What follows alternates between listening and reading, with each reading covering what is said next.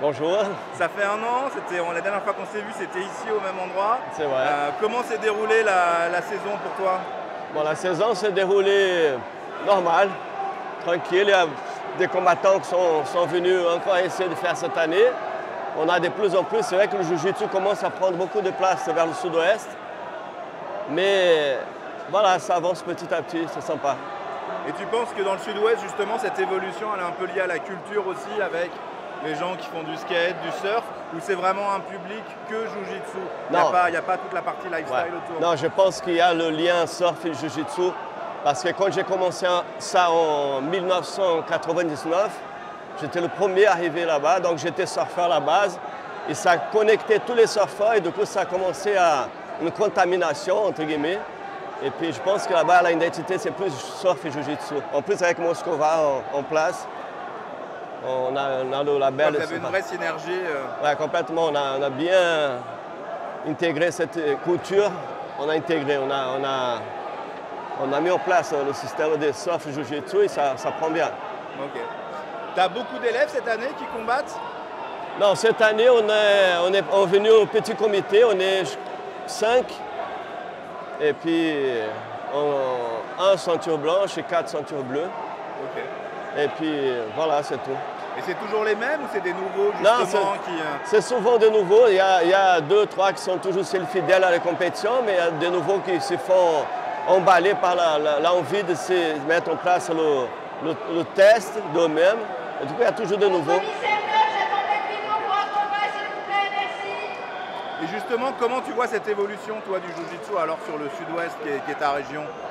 Pour toi, ça continue à grandir? C'est un sport ou une activité, un art martial qu'on a encore sous le pied? Ouais, je pense qu'il y a une grosse marge de progression. Ouais, encore. Ça progresse beaucoup. Je pense qu'il y a la partie qui a émergé, qu'on ne voit pas, qui c'est très important, que peu de gens connaissent. Donc, c'est là l'intérêt de plonger dedans, le côté philosophique, culturel. Mais ça commence à prendre beaucoup d'importance dans le sud-ouest, surtout. D'accord. Bon, et pour finir, qu'est-ce que tu pourrais souhaiter à la CFJJB pour qu'elle continue à grandir et que les événements continuent à être à chaque fois de plus en plus grands, de plus en plus beaux? Je pense que David Josetti fait un travail magnifique. Je pense que là, les voiles sont lancées. Petit à petit, ça s'améliore tous les ans. Je vois à vue d'œil flagrant. Je pense qu'il faut garder ce rythme-là, ça va loin, doucement et sûrement. Okay. Et tu as vu une différence, toi, avec le passage auprès de la Fédération de Judo? Ouais, j'ai remarqué que c'est plus organisé, quoi. Les espaces sont beaucoup plus adaptés à la demande, donc je pense que c'est un bon engagement. Ouais. Okay. Bon, bah pour les gens qui veulent te retrouver, donc tu es basé où? Je suis basé à Anglette et à Caboton. J'ai 2 clubs en place. Anglette et Caboton. Ouais. Okay. Si vous voulez venir nous voir, avec plaisir. Toujours bienvenue. Eh ben, merci beaucoup. Aussi. À bientôt. Merci. Alors moi c'est Baptiste Landé, de la Moka Team 443, voilà. Ok. Johan Bonnet, Moka Team 443. Vous avez créé ça quand? Enfin moi je le sais mais tout le monde ne le sait pas forcément, mais vous avez créé ça quand? En 2018. 2018? 2018, ouais. Vous avez fusionné 2 clubs, c'est ça? C'est ça. C'est ça. Bon et comment s'est déroulée cette année sportive alors à la Moka? Par rapport aux compétitions, par rapport au nombre d'inscrits, est-ce que vous avez grosse année, c'est une grosse année. Ouais. C'est une de nos plus belles années, très honnêtement, c'est une de nos plus belles années.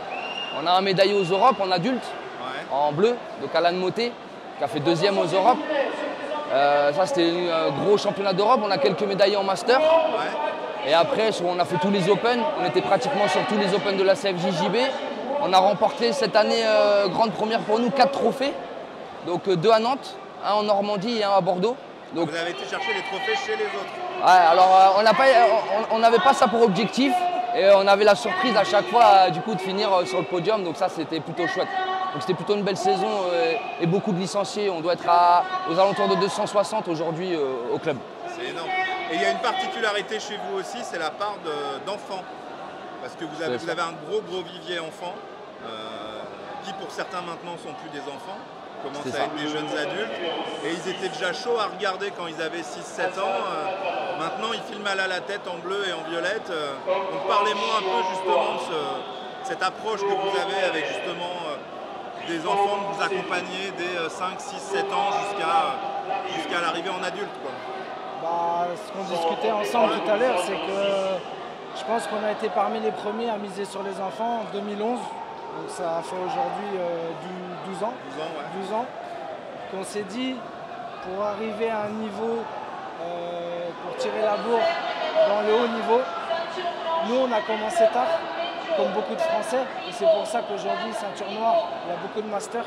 Parce que c'est des gens qui ont commencé à peu près dans les mêmes époques que nous. Ouais. Et si on veut rivaliser avec les meilleures équipes mondiales, on a dit, voilà, il faut commencer tôt, donc jeunes, les enfants.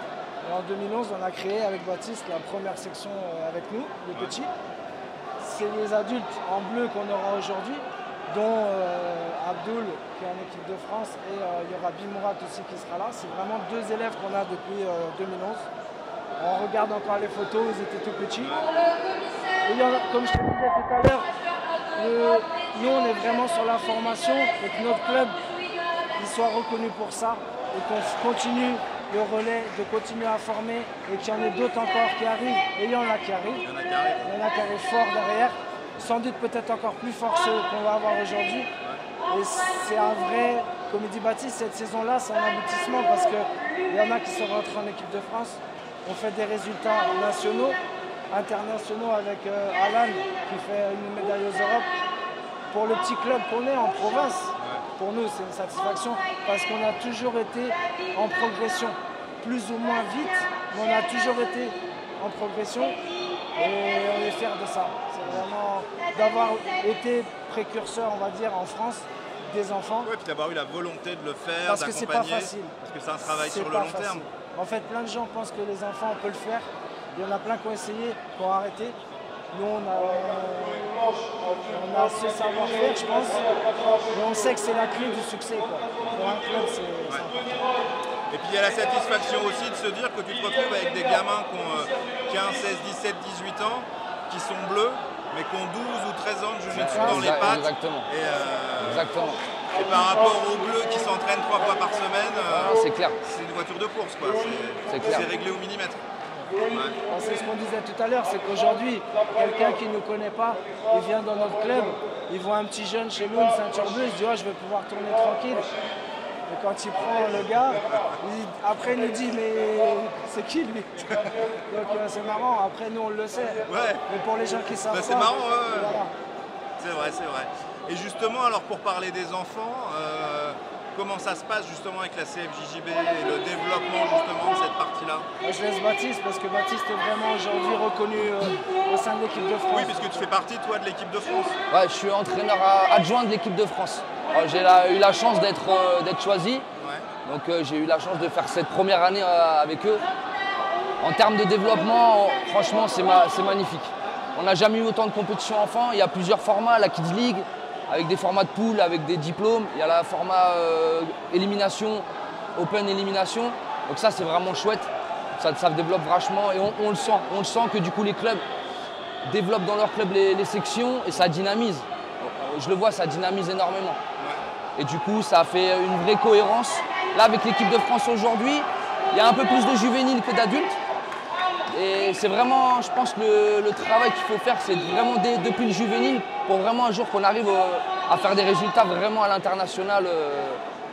Voilà, mais c'est vraiment un gros développement cette année. Développement, mais ce qui est cool aussi, et peut-être qu'il faut le préciser, c'est aussi, même si vous faites ça depuis une dizaine d'années, cette Kids League et le reste, c'est aussi des développements qui sont à l'initiative de la CFJJB. Exactement. Pour faire grandir c'est exactement ça. Et ce qu'il faut dire, c'est que David aussi nous a toujours fait entièrement confiance par rapport à ça, parce que comme on était dans les premiers, on était aussi dans les premiers à le solliciter, à lui dire ouais David, il faudrait qu'on fasse ça et tout. Et à l'époque, la CFJJB, c'était pas la CFJJB d'aujourd'hui. Et David, il n'a jamais oublié ça. C'est-à-dire qu'aujourd'hui, il est conscient et il sait que ça passe aussi par là. Le succès de demain, c'est des graines que tu plantes aujourd'hui. Comme on disait tout à l'heure, quand on voit aujourd'hui les ceintures noires adultes top mondial, c'est des gars, comme je te disais, Naïran Makine, Mika Galvao, Diego Reis, tous ces jeunes-là, ils sont passés par toutes les ceintures de couleur enfants. Ils arrivent à 22 ans, ceinture noire, et ils sont au top. Je pense que nous, en France, il faut qu'on reste là-dessus. Développer les enfants, les faire passer. C'est un des sujets sur lesquels vous êtes aussi un club reconnu et important sur la carte, quoi. Et pour finir, petit message pour David, comment vous trouvez cette dernière étape de la saison, ou le travail qui a été accompli par la CFJJB, épaulé par la Fédé de judo pendant un an? On est fiers de son travail à David et du staff. On est fiers parce qu'on a vu l'évolution. On en parlait hier justement à nos élèves, on leur montrait des vidéos des anciens championnats de France pour montrer un peu la chance qu'ils ont et le travail qui a été fait. Nous on sait le travail qui a été fait, on accompagne David toute l'année sur ça. Et franchement, on est fiers d'être à ses côtés, de développer avec lui, de développer avec la CFJJB. Et franchement, c'est une grande fierté de voir le travail qui est derrière nous aujourd'hui, de notre discipline, de voir comment elle est en train d'exploser. Merci à David, merci au staff, merci à la CFJJB. Et ça fait plaisir, vraiment, ça fait plaisir. Et David a toujours été reconnaissant parce que quand ça aboutit certaines choses, il nous a toujours appelés pour nous dire merci les gars de nous avoir fait confiance depuis le début. Parce que ce que je disais avec les gars de Atom, quand on en a discuté, on le sait, David il a toujours eu quand même pour modèle l'IBJJF. Ça a été long à mettre en place. Mais aujourd'hui, ce qu'on a derrière nous, c'est ni plus ni moins au même niveau, le même concept. Et son modèle, il a réussi à l'égaler. Et moi, je suis fier de lui et on est content de lui avoir fait confiance. Et ça a mis du temps, mais bravo à David.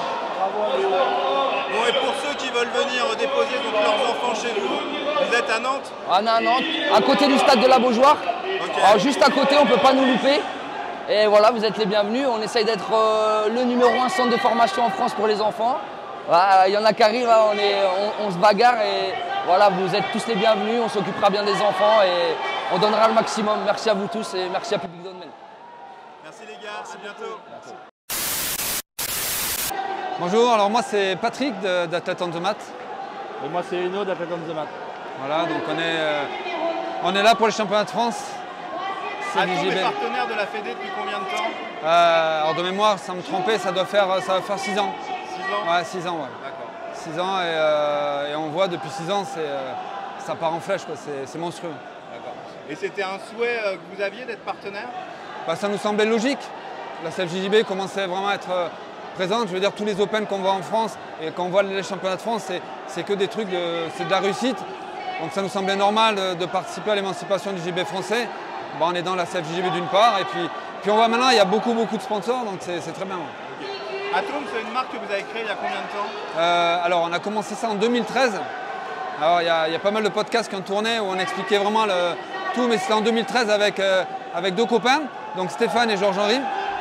Et puis voilà, et donc on a continué à avancer à notre rythme. Et puis voilà, mais 2013. D'accord. Et justement, alors depuis 2013, quelle vision vous avez sur l'évolution de la scène Jiu-Jitsu en France? Alors il y a eu le Covid entre-temps, donc c'est vrai qu'on a eu un petit trou, mais c'est en train d'exploser. C'est en train d'exploser, et je trouve même ce qui est en train d'exploser, c'est le grappling. C'est peut-être avec l'arrivée du MMA en France, la libéralisation du MMA en France. Ouais, le grappling, c'est en train de prendre des proportions hallucinantes. Et ça, c'est des choses que vous ressentez, vous, dans votre club? Parce que toi, tu es chez Grapplis. Grapplis. Ouais, nous, on voit beaucoup... nous, on a 2 créneaux de grappling, 3 créneaux de kimono, de JJB. Et chaque année, c'est des adhérents en plus. Donc, mais c'est vraiment tous les clubs en France, on voit que c'est vraiment en train de prendre de très grosses proportions. Okay. Et vous ressentez plus que les jeunes ou les nouveaux sur le grappling ou sur le gi? C'est kiff-kiff, mais on voit quand même, outre-Manche, le grappling, c'est vraiment en termes de compétition, tout ça, c'est en train vraiment de surpasser le JJB. Ça va venir, à mon avis, dans 2-3 ans. La France a une culture judo, les États-Unis ils ont une vraie culture de lutte, c'est un sport universitaire, donc c'est un peu plus logique, quoi. Ouais. D'accord. Et quels sont les challenges alors pour une marque française de jiu-jitsu brésilien et de grappling comme la vôtre? C'est quoi les challenges des entrepreneurs que vous êtes? Au-delà du fait d'avoir à vendre le stock que vous avez produit, mais c'est quoi le challenge pour essayer de trouver le nouveau produit ou être sur le bon truc, que ce soit aussi bien pour la partie tech que pour le graphisme? Et ça c'est une vraie question parce que la partie tech aujourd'hui elle est hyper importante. On n'achète plus de produits de consommation si ce n'est pas de la qualité, surtout dans un sport qui est aussi technique que le JJB ou le grappling. Après au niveau du design, nous on a toujours eu une grosse veille, on regarde ce que font les autres, on regarde aussi ce qu'ils font dans d'autres sports. Et généralement avec Stéphane et Patrick, on regarde souvent d'autres sports que le JJB justement pour s'inspirer de design ou de... Mais on reste vraiment dans la pratique, il faut vraiment qu'on parle en premier au truc hardcore du JJB et du grappling. Après on essaie de s'ouvrir et à l'avenir là on va tenter de s'ouvrir un peu plus sur des produits comme on appelle de lifestyle, de daily, ou des trucs que tu peux porter au bureau, ou le suite que tu mets pour sortir le soir et tout. Voilà. Ça c'est un peu l'avenir. Le grappling d'un côté pour le sport et le daily comme on dit pour le style. Et vous avez une particularité, enfin moi je le sais parce que je vous connais, mais tout ce qui est justement sourcing produit, qualité produit, c'est énormément de temps passé chez vous à trouver le bon matériau, chez le bon fournisseur. En fait, ce qu'il faut voir, c'est que dès lors qu'on sort nous un kimono, on en a fait je ne sais pas combien en sample qu'on a reçu. Ça allait pas, ça dépend, on demande de refaire. Pareil pour les shorts, là, on est en train de développer justement pour la rentrée des shorts de grappling avec leggings intégrés, tout ça. On a eu des samples, parce qu'il y a toujours un truc qui ne nous plaît pas. Et si ça ne nous plaît pas, on se dit ben, ça ne va pas plaire non plus aux futurs acheteurs, donc compétiteurs. Donc voilà, c'est énormément de développement, mine de rien. Et c'est vrai que ça prend du temps. Bon, et on peut annoncer en avant-première du bout des lèvres qu'on a un projet ensemble avec Public Domain aussi.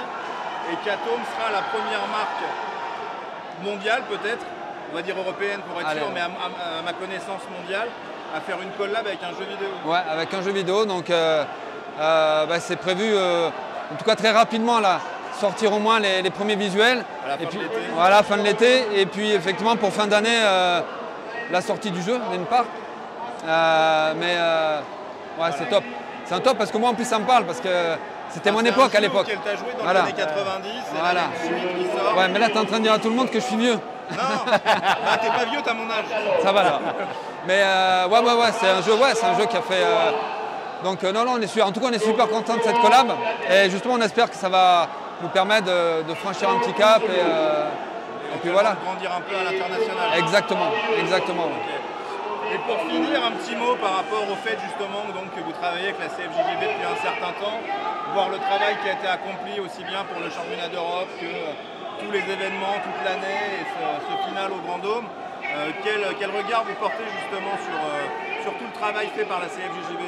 Alors moi j'ai juste un petit mot là-dessus, c'est que hier on est venu nous en amont parce qu'on a dû installer le stand et donc j'ai vu toute l'organisation que la plupart des gens ne voient pas. C'est un travail titanesque et je m'aperçois en fait par contre c'est quasiment toujours la même équipe et ils sont super bien rodés. Hier on regardait, c'était paisible, les gens travaillent super bien, tout le monde a ses tâches et je trouve que quand on voit des événements comme ça, la CFJJB c'est le top. Ils sont au niveau. Si aujourd'hui ils font un des plus gros événements européens de tous les temps, c'est parce que les gens de la Fédé, David et ses équipes et tout, c'est un boulot de 15 ans, de presque même plus. Ouais, et dès que tu te dis ça arrive, il n'y a plus d'amateurisme. On regarde, c'est presque dans les détails. Il y a vraiment des détails qu'on retrouve dans les compétitions de BJJF. Là, on est au niveau mondial en termes de compétition. Mais tu vois bien, là, c'est les championnats de France et on va se retrouver avec des arbitres sur le tapis. Il y en a deux. Les mecs, ils étaient au World avant. Tu vois, Vincent, il a quand même arbitré les Worlds. Il va arbitrer la CFJJB. Il y a notre arbitre aussi. Donc, on voit que, à chaque poste, ils sont vraiment top. Grâce au travail de la CFJJB, la France est vraiment légitime sur la scène JJB internationale. Et on va le voir parce que je pense qu'en septembre, je pense qu'il y a beaucoup de clubs qui ne sont pas prêts, mais ça va. Moi, je vois, c'est mon numéro de téléphone qui est sur notre club. Et les appels pour dire je voudrais m'inscrire l'année prochaine. Je pense qu'en septembre, ça va être un boom. Un boom. En tout cas, c'est ce que j'espère. Okay. Bon, et pour les gens qui veulent du produit Atome, ils vont sur votre site. Ils vont sur notre site et si vous avez la chance d'être aujourd'hui ici, voilà, il y a des réductions, il y a des produits un petit peu exclusifs qu'on a sortis des placards, qu'on vend ici aujourd'hui. Et voilà, puis écoutez, en tout cas on est là, on répond à toutes vos questions, vos demandes. Vous pouvez essayer. Pour aller plus vite, vous nous contactez sur Instagram. Ouais. Comme ça là, on est beaucoup plus réactifs. On est connectés nous. Tu vois que t'es pas vieux.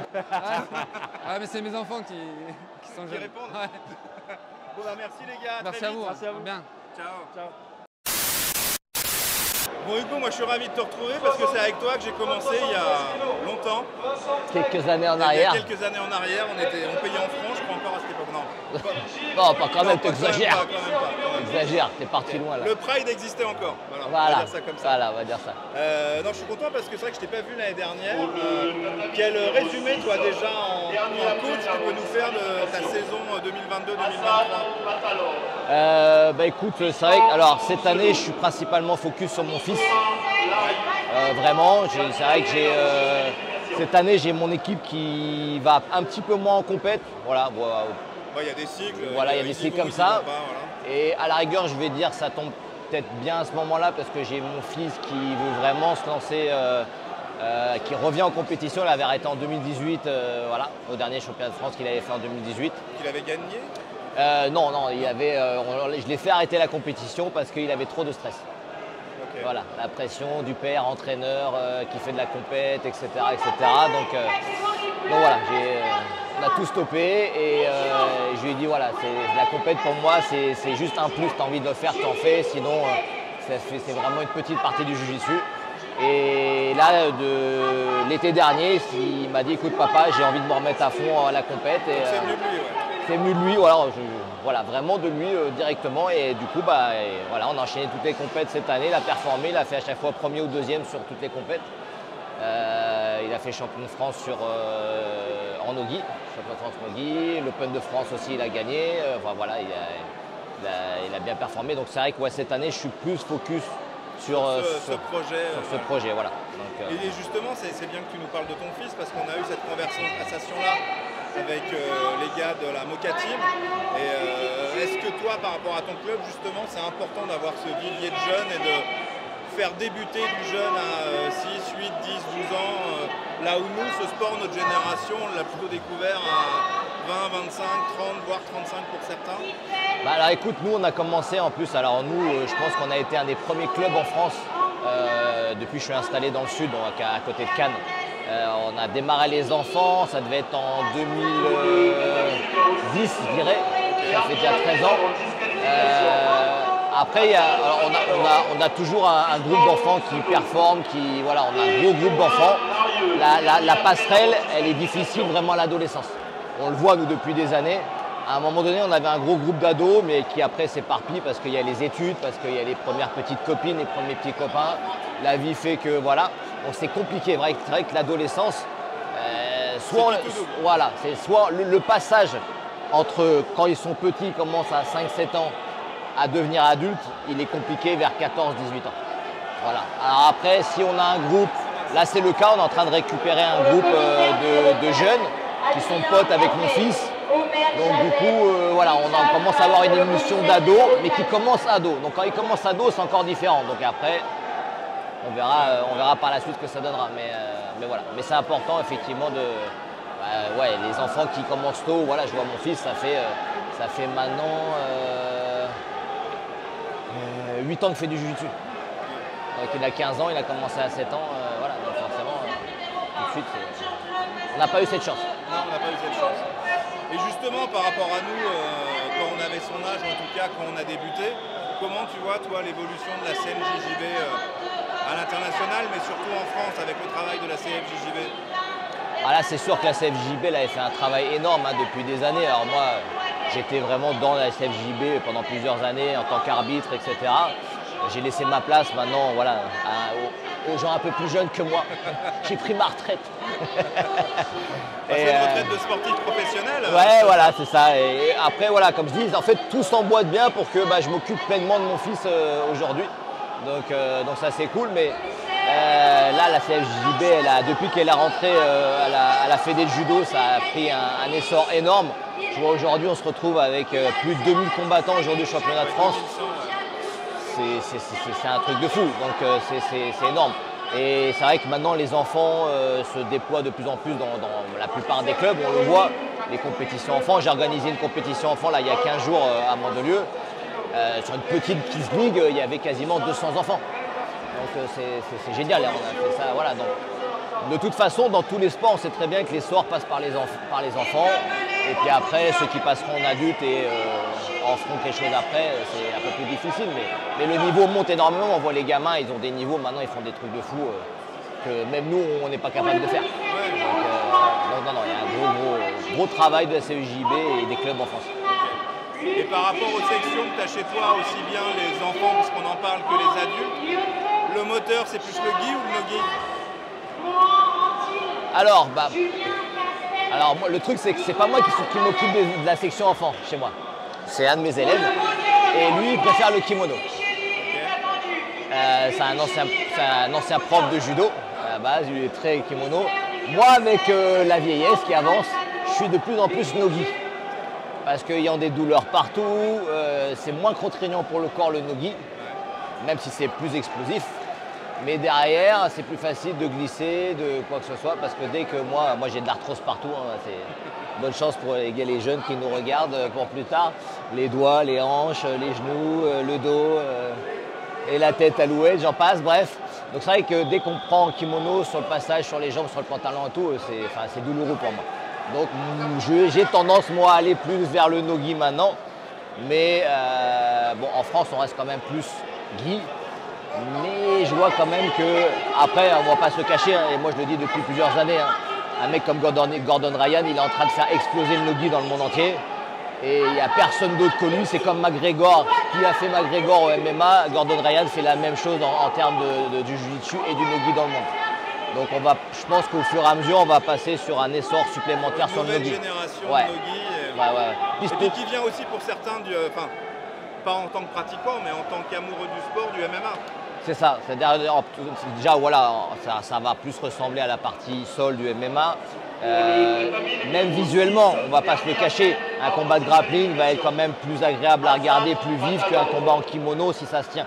Donc surtout pour les néophytes qui ne connaissent rien. Puis même d'un point de vue marketing, quand tu vois ce que la DCC met sur la table visuellement pour faire un événement, même si ce que fait l'IBJJF est génial, il y a un moment, tu as aussi une dimension entertainment ah ouais, non, mais de toute façon, qui bénéficie plus au no-gi qu'au gi aujourd'hui. De toute façon, il faut promouvoir le sport et il faut que ça soit visuel. Hein. C'est comme le judo. Hein. Le judo, ils ont adapté leurs règles une bonne partie pour que ça soit quand même visuel, plus spectaculaire pour que les néophytes puissent apprécier un combat de judo. Le grappling va être plus appréciable pour n'importe qui qu'un combat de jiu-jitsu, on le sait bien de toute façon. Okay. Bon, donc les gens qui veulent venir s'entraîner sur région PACA, Mandelieu, Mandelieu-Napoule, Cannes-Marina et compagnie, c'est ça, vous descendez dans le sud, entre Nice et Mandelieu. Moi je suis sur Mandelieu à côté de Cannes. Voilà, on a des cours quasiment tous les jours, vous passez quand vous voulez, vous m'ajoutez sur Instagram, la Tropa di Elite, et vous passez quand vous voulez, avec grand plaisir. Ok, merci Hugo. Salut Beto, on se retrouve encore une fois de plus dans une compétition CFJJB, tu es toujours là, tu es toujours en train d'amener tes élèves, et je pense que tu en amènes de plus en plus. Oui. Voilà, si tu peux nous dire quelques mots un petit peu déjà de cette compétition et faire un bilan de l'année, de la progression de tes élèves, de la progression de ton club. Voilà, quelques mots pour un peu conclure cette saison. Premièrement, c'est féliciter la fédération. C'était vraiment une belle structure, 12 tatamis, c'est magnifique, quoi. Je suis vraiment très content et très heureux de participer de cette évolution de la fédération aussi. Donc, le championnat de France, j'ai ramené 70 combattants. Wow. Pour moi, je suis très heureux parce que je me rappelle quand j'ai venu au championnat de France, on venait à 10, à 11, on venait de Nantes. Cette année, j'ai ramené 70. Je suis très heureux, même si c'est compétition, quoi. On perd, on gagne. Mais je suis très content de ramener 70 personnes, de participer encore au championnat de France. Et en relation à l'année, on a fait une bonne année, quoi. On a participé de plein de compétitions, pratiquement toutes les compétitions de la fédération CFJJB. On a fait de bons résultats, On était là dans le circuit, quoi. On a un rôle de participer de la fédération. Pour moi, c'est la première division en France. La preuve, c'est ça, quoi. 12 tatamis, 2500 combattants. Je n'ai pas vu une compétition en Europe de cette taille-là, à part le championnat d'Europe, quoi. Mais je suis très heureux, très fier de participer à cette évolution. Il fait ma équipe aussi évoluer, quoi. Donc, je suis très content, quoi, de participer de tout ça, quoi. Et parmi les 70 élèves que tu amènes, quelle est la part de débutants, la part d'avancés que tu as? C'est bien partagé. J'ai ramené vraiment bien partagé. Un moitié de blanche, uma vingtaine de blanche, une vingtaine de bleu, violet moins, marron moins et noir moins. Mais comme j'ai dit, on a une petite équipe encore. J'ai que 5 ceintures noires. Donc, on n'est pas beaucoup encore, mais ce n'est pas tous les 5 qui font compétition encore. Mais en plus, on est grandi. Mais on ramène plus ceinture blanche, quoi, blanche et bleue. D'accord. Alors, je sais que chez vous, vous avez pas mal de combattants de MMA. Comment tu organises ton agenda d'entraînement? Comment tu fais la part des choses? Comment ton planning il est fait justement pour la partie MMA, la partie Jiu-Jitsu, la partie Nogi? C'est pas facile parce qu'on a une structure petite encore. Je suis en salle privée, je n'ai pas de cage encore. Même les protections murales, je n'ai pas encore. Mais on fait à l'ancienne, quoi. J'ai un cours qui est MMA, j'ai cours de grappling aussi. Então on partage comme ça, quoi. J'ai un cours combattant pro, combattant amateur. Et après je vois les amateurs qui sont en train de monter le niveau, on met avec les pros, quoi. Comme ça, quoi. On partage les heures, quoi. On a un planning déjà avec des cours de MMA pour les pros et pour les amateurs. Voilà. Et tu es encore en contact avec Ricardo de la Riva? Bah oui, c'est mon mec, quoi. On va essayer de ramener cette année là. Oui. C'est pas sûr encore. Ouais. Mais on est en train de voir pour voir s'il vient cette année, pour voir s'il peut faire ma graduation de 4e Barrette, quoi. D'accord. On va voir. Normalement, si tout se passe bien, il sera là octobre ou novembre. Oui, c'est vrai que ça fait longtemps qu'on l'a pas vu. Moi, je le connais depuis plus de 20 ans. Je sais. David, je sais. Ouais, ce serait vous êtes des premiers, quoi, à représenter le match ici, quoi. Donc, je sais bien. Moi, je trouve ça chouette, effectivement, que tu représentes de la Riva, que vous venez à 70 de Nantes, et avec une bonne vision. Il y a des bons compétiteurs chez vous. On a des gens qui sont très connus. Et de voir toujours avoir cette vision très positive de la compétition, comme tu l'as dit, on gagne, on perd, on participe. Et c'est un projet global commun sur lequel est portée toute la structure de la CFJJB, mais également tous les clubs qui y sont affiliés. Et encore merci d'être venus si nombreux depuis Nantes, parce que c'est quand même un vrai investissement. Pas facile. Merci à vous, quoi. C'est une belle organisation. Chaque année, c'est mieux. Donc, je suis très fier de participer de ça, quoi. Oui. Donc, si on peut aider avec la quantité d'élèves, on va aider, on va ramener, on va fortifier ça, quoi. C'est ça. Merci beaucoup. Merci. Allez. Salut Eric. Salut Dao. Je suis content de te faire l'interview parce qu'on se connaît depuis longtemps. Tu viens de la ville de mon cœur, donc voilà, je voudrais que tu fasses un peu connaître ton club, comment vous fonctionnez, où vous êtes, qui vous êtes, et puis un peu la perception que tu as de cette saison, de tout le travail qui a été fait par la CFJJB, comparativement aux éditions précédentes. Je sais aussi que tu as repris la compétition, tu as combattu à Barcelone, il me semble. Donc voilà, un peu tout ça, tes impressions. Ok, moi je m'appelle Eric Sadje, je suis à Toulouse, donc ville que tu connais bien. Et voilà, ça fait maintenant, ça va faire 20 ans qu'on a ouvert l'académie. On a lancé l'association là-bas, l'association Arania. Et petit à petit, mon professeur que j'ai fait venir à Toulouse, Yann Cabral, il est parti en Espagne, il s'est installé à Barcelone, du coup il n'est pas très loin de chez nous. On arrive à continuer à travailler avec lui. Et voilà, cette année on est venu avec un petit groupe, une vingtaine de compétiteurs, beaucoup de masters, mais je me rends compte qu'on a un bon niveau en master à Toulouse sur mes élèves en tout cas. On a beaucoup plus de masters, mais on arrive à faire des bons résultats. On est parti à Barcelone, comme tu disais, où on a pu se placer pas mal par équipe. Et les mecs ont vraiment montré qu'il y avait un bon niveau dans les couleurs et aussi en noir aussi. Moi j'ai gagné ma KT. On a une bonne saison sur ce plan-là. D'accord. Et justement par rapport à cette saison, si tu compares à la saison dernière, c'est quoi les évolutions que tu as observées peut-être en nombre de licenciés, en typologie de pratiquants, bon là j'ai l'impression, après je te dirais, là je viens d'arriver sur le championnat de France qui a l'air effectivement beaucoup plus grand que l'an dernier et toujours en pleine expansion, mise en place par la CFJJB. Au niveau de l'orga, ça a l'air top, au niveau de la représentation des athlètes, ça a l'air top. Et de ce point de vue-là, je peux que applaudir des deux mains sur la progression des championnats. Après, au niveau des pratiquants, moi en club, j'ai une progression au niveau des gens qui débutent. Mais vraiment les loisirs, il y a beaucoup de loisirs qui arrivent. Le pool de compétiteurs, il n'est pas exponentiel comme peut l'être les pratiquants loisirs. Donc ça veut dire que quelque part, il y a une diffusion de la connaissance du jiu-jitsu en fait, dans le public. Tu vois, ça commence à être de plus en plus connu. Et je pense que, je ne sais pas combien il y a de licenciés à la CFJB, mais je pense que ça doit aussi aller en croissant. Et voilà, je pense qu'on est dans une phase vraiment importante du développement et il va falloir se placer pour comprendre et évoluer avec. C'est ça qui est un peu compliqué, c'est réussir à évoluer avec, sachant qu'en France, on a une situation un petit peu particulière administrativement parlant. Tu vois, c'est quand même toujours très compliqué en termes de papier, en termes de faire des choses.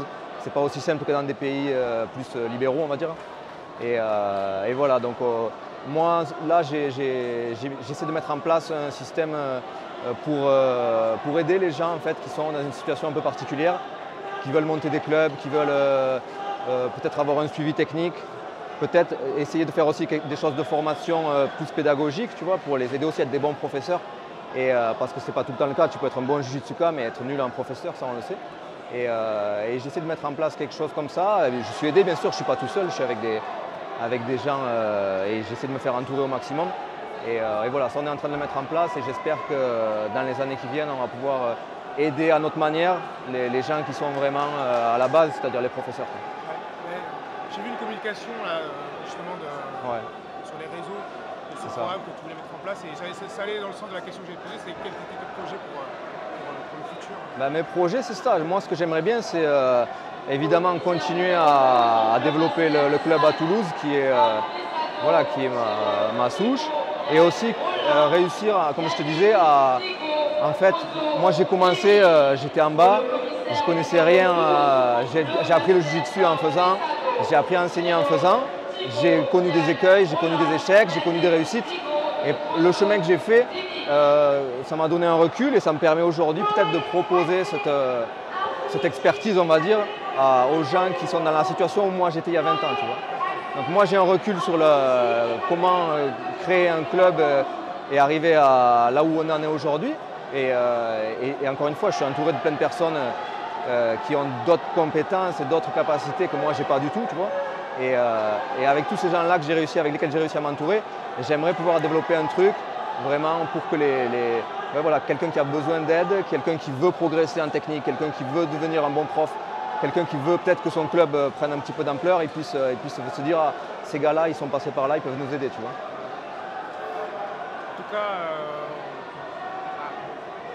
ton club, ton histoire, ça me touche particulièrement parce que, tu le sais, je vais raconter ma petite histoire, mais j'ai commencé le jiu-jitsu brésilien en 98 à Toulouse avec le premier prof, César Gomez de David Perlouis, qui est venu et on était 3. Et bon, ça n'a pas tenu, donc il y a eu un club de Pancras. Et puis de voir que tu es venu et que tu as réussi à remettre le jiu-jitsu brésilien sur Toulouse. Et puis après, il y a Laurence qui est venu et tout. Enfin, je trouve ça chouette qu'il y ait eu un très beau relais sur le développement du jiu-jitsu à Toulouse. Et en tout cas, merci à vous. Après, voilà, nous, on a fait ce qu'on a pu. Moi, je l'ai fait par passion. Je l'ai fait parce que je n'avais pas le choix, il n'y avait pas de club. J'étais une petite ceinture. Il fallait que je puisse continuer à m'entraîner, donc j'ai monté le club.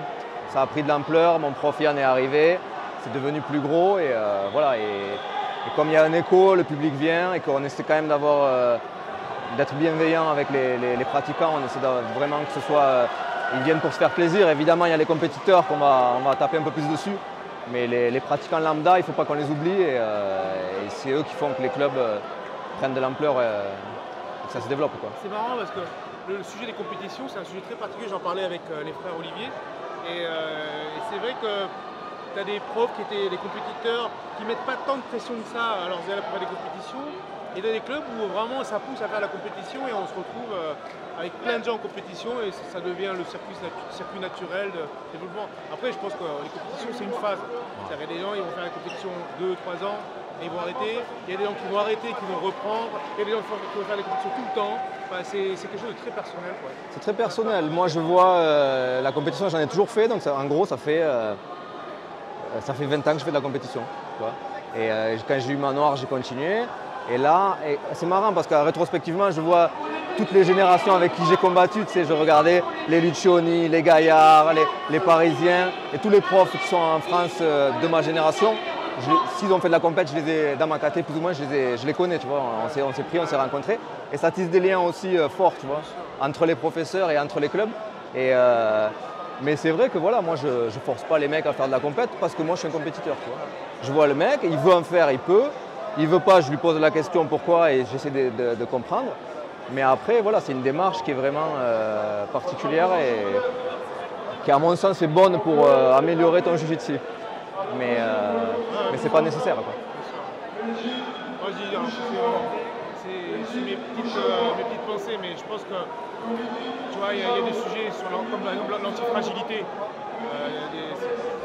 Et je pense que la compétition, c'est vraiment pour moi le symbole de l'antifragilité. Qu'est-ce que tu appelles l'antifragilité? C'est-à-dire qu'en fait, c'est des systèmes qui sont résilients et qui se détruisent et se reconstruisent rapidement par une expérience vécue.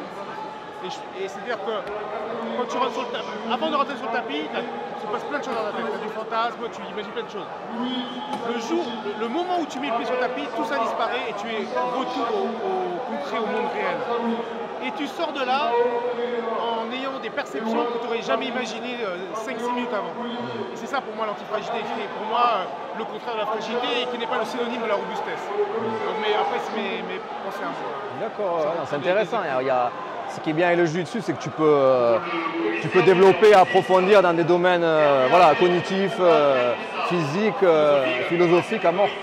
Et voilà, ça c'est sûr que c'est quelque chose qui est très intéressant aussi. C'est ce que j'essaie d'expliquer aux gens, ce que c'est la compétition, enlever l'enjeu et leur expliquer que c'est l'accès à des choses, à une partie inconnue d'eux-mêmes. Mais encore une fois, sans pression, si les gens ne le sentent pas, c'est pas la peine. Ouais. Après, peut-être qu'il faut avoir un petit recul sur la compète pour en arriver là. Si tu leur parles de ça à froid. Ouais, moi j'ai eu un recul de 12 ans. Ouais, voilà. Mais je veux dire, toi tu peux, mais si tu viens parler à un mec. Quand je dis 12 ans, c'est que j'ai fait beaucoup de compètes, j'ai arrêté pendant 12 ans et j'ai repris il y a 5 ans. Ok. Donc, voilà, on en parle souvent à des copains, mais c'est marrant l'enjeu qu'on met sur les compétitions. C'est quelque chose de très personnel et c'est le truc qu'on n'effacera jamais. Tu as des perceptions que tu n'effaceras jamais et tu peux avoir fait 20 ans de compétition. Tu as toujours le ventre qui fait mal, la sueur froide. Après, les gens le prennent différemment. Ouais, moi j'ai réussi à. Enfin, j'ai réussi, je sais pas si c'est une réussite, mais maintenant j'y vais. Je vais comme à l'entraînement si tu veux. Ouais. Comme si là je vais à la salle en fait. Ouais. Demain je vais passer, je vais venir, je vais mettre mon kim et je vais faire comme je fais à la salle, je vais faire de mon mieux. Je vais essayer de faire mieux qu'à la salle. Je vais essayer de vraiment jouer avec les règles, de jouer la stratégie.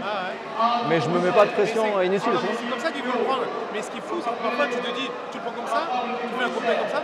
Et en fait, a posteriori, tu te dis, mais non, en fait, j'étais vraiment stressé. Tu vois, mais non, en fait, c'était fake, tu vois, c'était un masque. Très étrange. En tout cas, merci Eric. Merci d'avoir fait plaisir. Eh bien écoute, on est parti. Comment ça va, Olive? Moi, ça va très bien et toi? Bah, ça va bien, ça va bien. Quel résumé tu pourrais nous faire de cette saison sportive 2022-2023 pour la MK Team? La saison, pour la saison? Ouais. Aussi bien l'académie, tes élèves que toi. D'accord, alors parfait. Que dire? Beaucoup de choses. Ça a été une belle année. Ouais. Beaucoup de bons résultats. Maintenant, il y a beaucoup de circuits. Alors, on a réussi à envoyer pas mal de compétiteurs dans différents circuits. Et bon, j'avoue que celui qu'on convoite, c'est quand même l'IBJJF et la CFJJB, dont ce championnat, dont on a beaucoup d'attentes. Et pour mon académie, sur Paris, j'ai envie de dire que le Jiu-Jitsu, ça grandit, ça croît de plus en plus et que j'ai beaucoup de passages. Il y a beaucoup d'écoles maintenant autour de la mienne qui prospèrent aussi, donc ça c'est plutôt bon signe. Pour tout le monde, voilà, tout le monde grossit. Et ce qui donne après lieu à des championnats avec de plus en plus de monde. Donc moi qui ai déjà regardé ça depuis très longtemps, le Jiu-Jitsu progresser, je ne peux être que content. Mais là je vois vraiment que cette année, ça s'est multiplié par deux. Là, là je sens, voilà, tout à fait. Et les gens connaissent mieux le Jiu-Jitsu brésilien, véritablement, alors pour plusieurs aspects. Mais je trouve que voilà, ça prend de l'ampleur, surtout en France. Et pour ma part, donc, la MK Team, c'est pas mal. Hein. Il y a un bon boom là, c'est beaucoup d'adhérents, donc très content. Et cette augmentation d'adhérents, cette évolution d'adhérents, tu la vois principalement sur l'adulte masculin, ce qui était le public de base, ou ça grossit aussi sur les enfants, sur les féminines? Oui, c'est une bonne question. Il faudra qu'on regarde ça de plus près. Ouais. Mais principalement, j'ai envie de dire, pour ma part, c'est la révélation, c'est les masters. Okay. J'ai de plus en plus de gens entre 35 et 60 ans même qui pratiquent régulièrement, quotidiennement.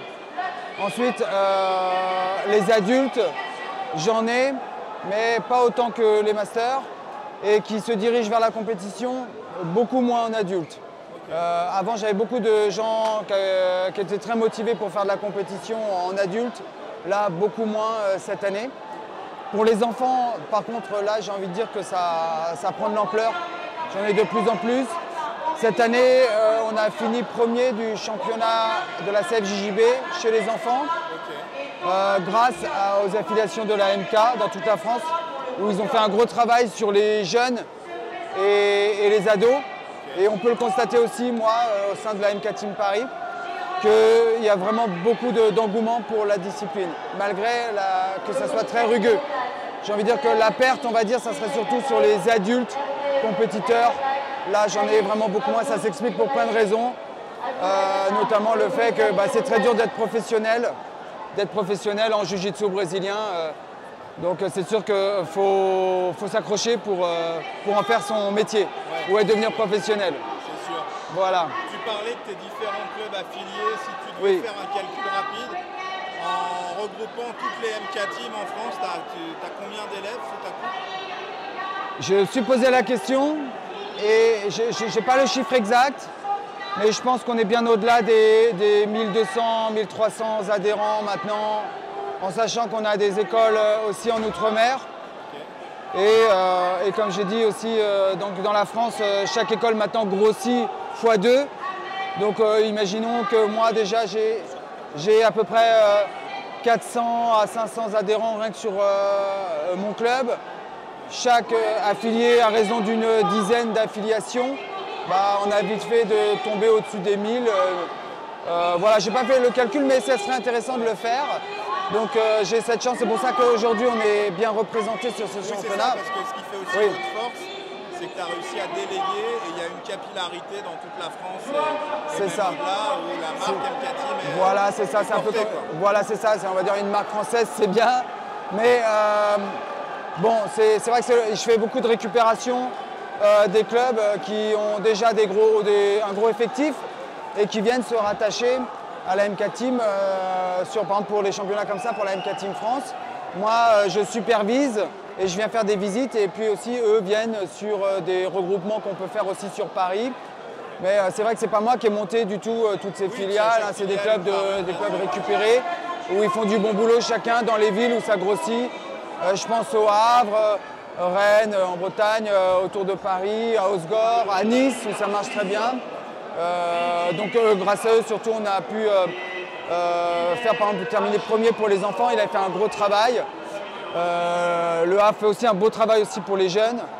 Il y en a d'autres, il y a toutes les écoles aussi de Rock the Mat, Grapplis, j'en oublie plein, il y en a beaucoup. Oui. Voilà, donc on a cette chance là. Super.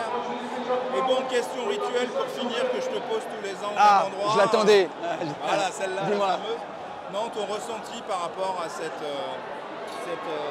championnat de France, déjà qui est renouvelé dans ce lieu, voir autant de compétiteurs. Sympa. Toi qui es dans le circuit entre guillemets depuis un certain bien temps. Sûr. C'est quoi ton ressenti par rapport au travail accompli par la CFJJB et puis tous les clubs, que ce soit avec les présidents, les professeurs, voilà. Alors déjà pour la compétition, bon, on le voit maintenant, hein. On l'a déjà vu sur la dernière édition, hein. C'était déjà très classe. Bien carré, structuré. Donc on sent vraiment que ça devient professionnel hein, jusqu'au bout. Hein. Ils réfléchissent à toutes les questions. On est perpétuellement en dialogue avec eux s'il y a des choses qui ne vont pas. Ils font attention à tous les détails. La multiplication des participants, hein, ça prouve que justement malgré soi-disant le prix, c'est quand même, ils viennent rechercher la qualité et ils l'offrent. Donc ça donne envie d'y aller bien évidemment. Ensuite, je ne sais plus ce que tu m'as demandé, la deuxième partie. Ressenti, toi, de voir un événement de cette envergure-là en France. C'est génial, c'est sûr que voilà. Effectivement, on peut voir qu'on n'a rien à envier aux compétitions internationales parce que 2000 participants, c'est énorme. Alors c'est vrai qu'au départ, il y avait une histoire de qualification des points pour les ceintures blanches-bleues. Avec les zones, maintenant il n'y a plus ce système, donc maintenant c'est ouvert à tout le monde. Donc là on voit que tout le monde s'inscrit maintenant sur ce championnat, donc c'est génial, je suis content pour eux, pour nous, parce que c'est ce qui nous représente, c'est notre fédération. Et puis aussi moi, pour ma part, je trouve que c'est sympa parce que cette fédération maintenant travaille aussi avec la fédération de judo, donc c'est dans le domaine aussi où je travaille. Donc ça permet de tout recroiser, donc je ne peux qu'être satisfait de la tournure dont prend les choses, cet événement et la direction de la CFJB, ça c'est certain. Et les participants des autres clubs, les images le montrent très bien que ça prend. Hein. Maintenant, on parle de mon club parce qu'on est nombreux grâce aux affiliés, mais on peut regarder Infinity qui sont aussi nombreux que nous, la Z-Team, WAO, j'ai toutes les autres équipes, hein. C'est conséquent, hein. C'est énorme. Hein. Donc voilà les amis. Bon super, merci beaucoup. Top, merci, à bientôt, l'année prochaine. Avant j'espère. Bien sûr. Bon salut Julien, comment ça va malgré la perte de voix? La voix cassée, écoute tout va bien, tout va bien. Il fait chaud, mais moins que l'année dernière. Ouais. J'ai la voix cassée et il est 13h48. Il est que 13h48. Ça va être long, mais je suis très content d'être là. Comme je le disais à David tout à l'heure, je suis vraiment content de participer aujourd'hui parce que c'est un très bel événement, on a beaucoup de compétiteurs. Et 12 tapis, c'est quand même unique en France, donc c'est cool d'être là. T'en as combien sur les 2 jours là, des compétiteurs? 67, 68. Ouais, c'est énorme. C'est beaucoup par rapport à certaines académies, c'est peu par rapport à d'autres. Ouais. C'est un bon contingent aujourd'hui. Toi, c'est dans ta moyenne, ouais, bonne moyenne. Je suis assez content. 67, c'est bien. Ça fait du travail pour nous, mais surtout, ça leur permet de prendre de l'expérience et c'est bien. Ok. Comment tu pourrais résumer ta saison, la saison de Gracie Barra à Paris? Je te vais faire un bilan. Danse. Danse, aussi bien en termes de compétition que de développement, que de travail au quotidien pour nous. Danse parce qu'on a la chance que le Jiu-Jitsu soit énormément en développement aujourd'hui, donc du coup on voit des nouveaux arrivants en permanence. Toi tu le ressens au niveau inscription? On le voit, on va pas se mentir, il y a un vrai engouement pour le Jiu-Jitsu aujourd'hui. Les gens sont en train de se rendre compte que, aussi bien pour les compétiteurs que pour les non-compétiteurs, les loisirs, il y a un développement très fort. En plus, nous on a beaucoup mis l'accent sur les femmes cette année, sur les enfants, donc on a vu aussi un public nouveau apparaître, qui est hyper riche et encourageant pour nous. D'ailleurs, on peut le voir aujourd'hui. On en a parlé avec d'autres clubs, effectivement, enfin pas forcément de la femme, mais en tout cas de l'enfant et de l'importance de commencer à les former tôt. C'est fondamental pour nous, parce qu'il y a une question de formation, mais il y a aussi une question de... C'est un moyen pour nous de prouver que le Jiu-Jitsu, c'est pas fait pour les compétiteurs, c'est fait pour tous. Ouais. Et c'est notre credo d'ailleurs, le Jiu-Jitsu pour tous. Donc on a vraiment cherché à pousser ça. Donc danse, parce que ça nous a demandé d'ouvrir des cours pour les filles, de travailler sur le développement des cours enfants. Là, on lance le programme avec des cours quotidiens pour les enfants, en after school, donc c'est beaucoup de travail.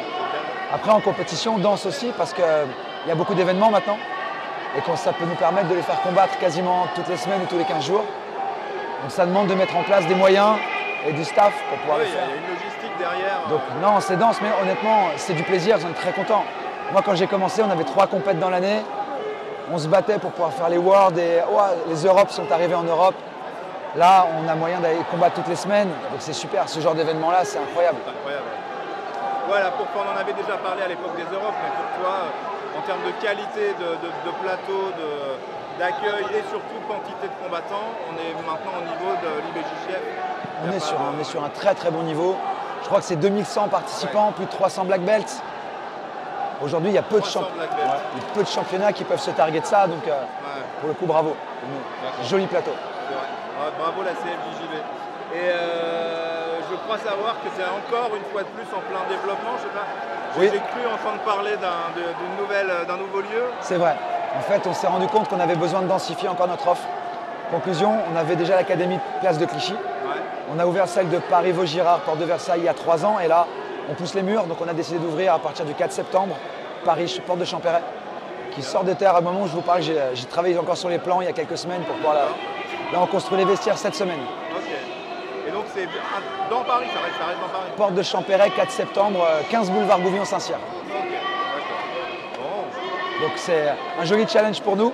sachant que là, on va être en plein dans l'implantation de ce qu'on veut mettre en place, c'est-à-dire plus de cours filles, cours pour les kids tous les jours, plus de jujitsu, une vraie offre par rapport à ça, pour profiter aussi de ce hub qui est en train de se créer sur l'ouest parisien, notamment sur la Porte Maillot, pour justement aller chercher un public qu'on n'avait pas jusqu'à présent. Ouais, c'est vrai que vous arrivez à bien vous développer. Et en parlant de développement et de knowledge par rapport au grand public et à ce qu'est le JJB, j'ai vu aussi que tu faisais de plus en plus d'incursions chez nos amis d'RMC. C'est vrai. Et ça permet d'évangéliser et d'expliquer. Parce qu'il y a un engouement autour du MMA qui est médiatique, mais je pense que le JJB peut aussi tirer son épingle du jeu. Il y a un engouement qui est très fort aujourd'hui et les gens sont de plus en plus connaisseurs. J'en parlais avec Royce quand je l'ai interviewé il y a un mois. Il me disait maintenant les foules sont éduquées. Et puis finalement la grosse différence entre il y a 20 ans, le début du MMA et aujourd'hui, même un peu plus de 20 ans, c'est l'éducation des foules. Aujourd'hui les gens commencent à comprendre en fait, c'est plus juste de la bagarre. C'est en effet là il y a plus de jiu-jitsu, plus de muay thai, plus de lutte. Et du coup l'intérêt de consultants comme moi, c'est de pouvoir expliquer aussi en détail certains points. Oui, de montrer le dessous des cartes. Exactement. Mon job ne sera jamais d'être un présentateur, j'ai pas ce talent. Jonathan avec qui je travaille, Alexandre aussi, ils ont ce talent. Moi, mon job, c'est vraiment de cerner certains éléments. Et je prends beaucoup de plaisir à ça. Exactement, vulgariser les choses et prendre du plaisir à ça. Et c'est vrai que c'est cool. C'est un élément que je n'avais pas pensé dans ma carrière, mais j'avoue que je prends beaucoup de fun à le faire. Je pense que c'est très sympa à faire et très utile aussi pour justement ce côté passage de flambeau. Après, j'ai une super team sur RMC parce qu'honnêtement, entre John et Alex, c'est facile après, ça roule tout seul. Bon, donc pour les gens qui veulent retrouver Gracie Barre à Paris, donc... Place de Clichy, au 7 rue Ganneron, 374 rue de Vaugirard, porte de Versailles, et maintenant 15 boulevard Gouvion-Saint-Cyr, dans le 17e. Mais sinon, tout sur nos Instagram, Gracie Barre à Vaugirard, Gracie Barre à Paris HQ et Gracie Barre à Champéret. Bon, bah super. Merci à vous. Eh ben, merci Julien. À bientôt. À bientôt.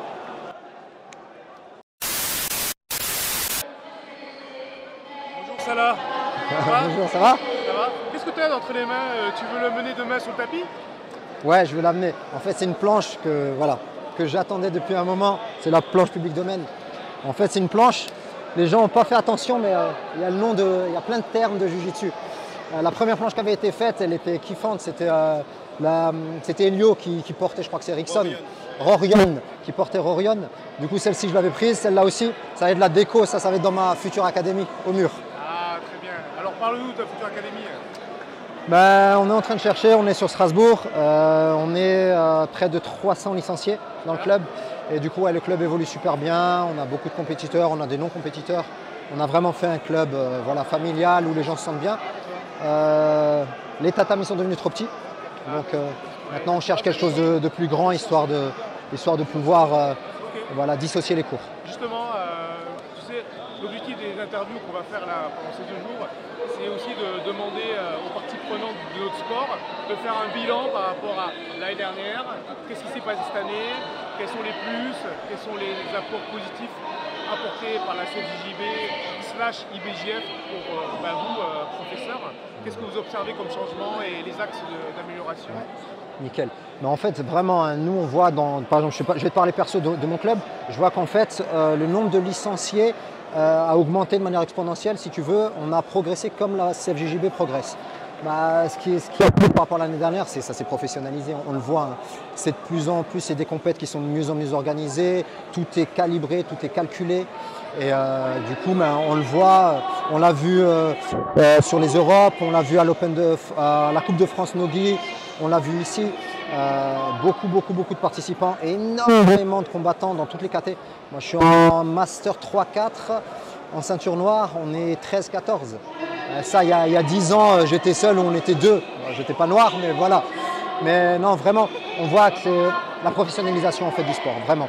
Et puis il y a encore des choses qui vont arriver, les diplômes déjà qui sont arrivés, les CFEB. L'année dernière, on a accueilli le CFEB, on a formé juste dans le club 9 nouveaux instructeurs. Donc du coup, ces personnes-là sont aussi capables demain de prendre des cours enfants, de prendre des cours débutants intermédiaires. Et ça, au niveau des institutions, des mairies, des choses comme ça, mais c'est un gage de sécurité, c'est un gage de sérieux d'une fédé, quoi. Voilà. Bon, super. En tout cas, des belles choses. Content de te voir combattre demain. Merci. Tu vois, la réflexion que je me faisais, comme tu l'as dit, c'est que les Masters 3, 4, 1, 2 sont très remplis. On a un sport où on a une maturité aussi des compétiteurs, des gens qui reviennent à la compétition. Et probablement que si ça évolue comme ça, ils vont vraiment séparer les Master 3, 4, 5. Parce que voilà, Master 5, c'est une catégorie qui est apparue cette année. Nous, on y sera à un moment donné. Ce serait toujours un grand plaisir de pouvoir continuer à combattre.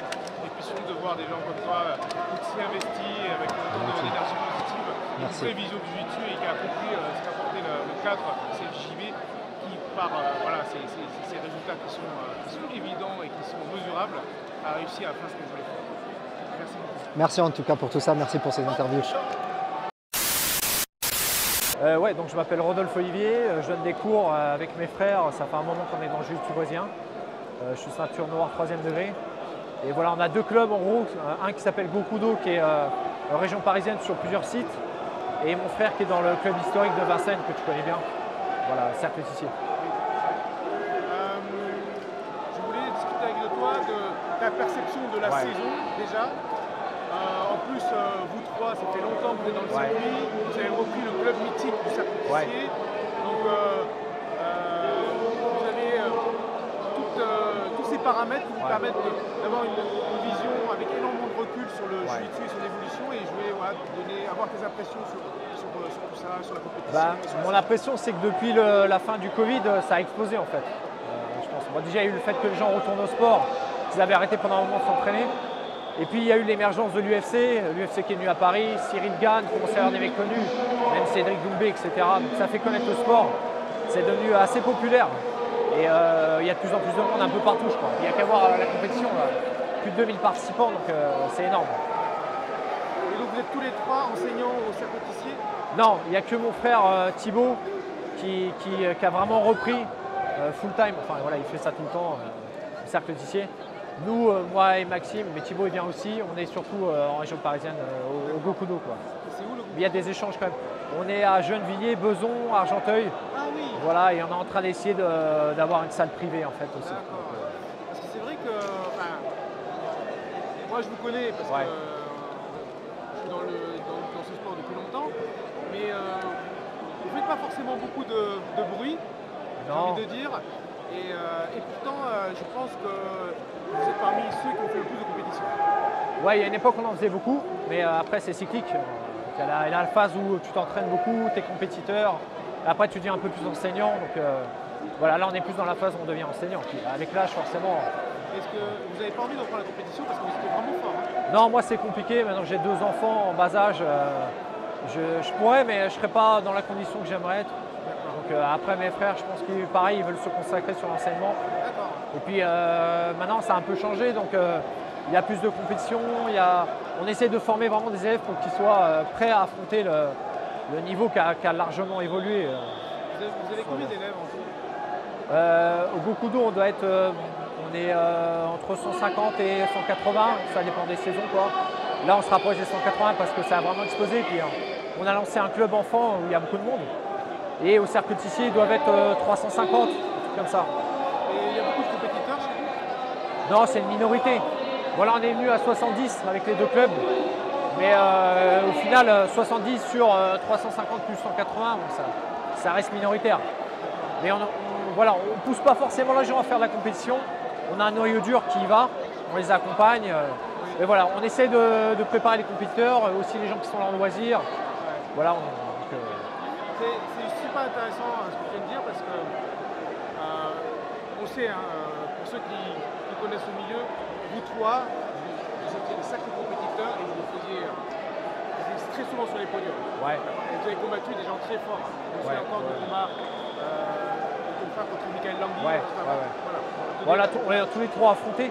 Oui, bien à une époque, en fait, ce qui s'est passé, c'est qu'on était ceinture noire assez jeune. Et à une époque où il n'y en avait pas beaucoup en France. On s'est vite retrouvés à combattre à l'international parce qu'en France, on était toujours les mêmes ensemble. Donc, on connaissait beaucoup les personnes qu'on affrontait. Il y avait les frères Akakovi, David Pierre-Louis, Calesco, enfin tu les connais tous, toi aussi d'ailleurs. Et puis on s'est retrouvés à être beaucoup à l'étranger et là, il n'y avait pas trop les catégories master, donc on se retrouvait, on n'était pas encore master d'ailleurs, donc on se retrouvait à affronter vite les meilleurs. Et oui, on a affronté Langui, Leandrolo, enfin plein. Les gens ne savent pas que vous avez affronté tous ces gens-là. On a perdu à chaque fois. Hein. Oui, mais bon, c'est une sacrée expérience. Oui, et ça nous a permis de... Et pour autant, de ce que tu exprimes de votre enseignement, il y a beaucoup de compétiteurs, mais vous n'avez pas forcément la volonté de les pousser absolument à la compétition, comme on Non. peut observer dans d'autres clubs où Non. les profs sont en train de pousser tout le monde à la compétition. Non, parce qu'en fait, faut que ça vienne quand même des personnes. C'est bien de les motiver, d'essayer de les entraîner, mais il y a beaucoup, c'est un sport individuel déjà. Donc il faut avoir envie. Donc si une personne, on sent qu'elle a les capacités et tout, éventuellement on va la pousser. Mais une personne, donc on sent qu'elle est là en mode loisir complet, voilà. Et s'il y en a certains, ça peut les décourager aussi. Parce que la compétition, c'est dur, le niveau il a vraiment explosé. Si tu viens, tu te prends une clé de bras, tu te fais mal, ça peut en décourager certains. Donc il faut trouver le juste milieu en fait. Et là, qu'est-ce que tu étais venu l'année dernière à la Ouais, compétition je viens chaque année. Ouais. Qu'est-ce que tu en penses de l'évolution par rapport à C'est classique de le dire, mais le niveau il augmente chaque année, ce qui est logique. Là, je pense qu'on n'est pas encore arrivé à la maturité du sport, au pic, mais on s'en rapproche là. Ça commence à être. Déjà, maintenant, il y a des. C'est-à-dire qu'en ceinture adulte, quelle que soit la ceinture en adulte, faut limite avoir consacré sa vie à ça. Si tu veux gagner en adulte bleu, quelle que soit la qualité de poids, il faut que ça soit presque ta vie le jiu-jitsu. Tu t'entraînes sérieusement, plusieurs fois par jour, tu suives ton alimentation, tu fasses régulièrement des compétitions sur la saison. Voilà, ça c'est quand même vachement professionnalisé, donc ça devient de plus en plus dur. Merci beaucoup. Merci à toi. Merci beaucoup. J'aime bien ta vision. C'est sympa. On a fait pas mal d'interviews et à chaque fois que je finis, il faut absolument que j'ai un des frères Olivier, tous les trois. Merci. Pour discuter parce que vous avez tellement d'expérience. Merci à toi, tu te mets pas en avant, mais je te connais depuis le tout début. Tu as arbitré un de mes premiers combats aussi. J'ai dit ça à François Laurent tout à l'heure, mais toi tu as arbitré contre l'âme, je sais pas si tu te rappelles. Ah oui, il y a longtemps. J'avais combattu contre l'âme et c'est toi qui arbitrais, je me rappelle. Ça marche, Dao. Salut David, ça va? Salut, Dao. Est-ce que tu pourrais te présenter ton club, un peu ton histoire dans le jiu-jitsu brésilien? Alors moi, je suis le professeur de la MK Team au Havre. J'enseigne depuis 2001. Et voilà, quoi, en gros, je suis ceinture noire deuxième degré chez Olivier Michalesco. Et voilà, là j'ai ramené 13 gars aujourd'hui pour le championnat de France, que je trouve très beau, très grand, très bien organisé. Et donc club au Havre, donc tu as combien d'étudiants?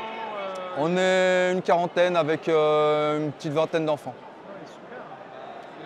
On se développe petit à petit parce qu'on est une petite ville. Et donc c'est pas, en termes de visibilité, c'est pas évident pour nous.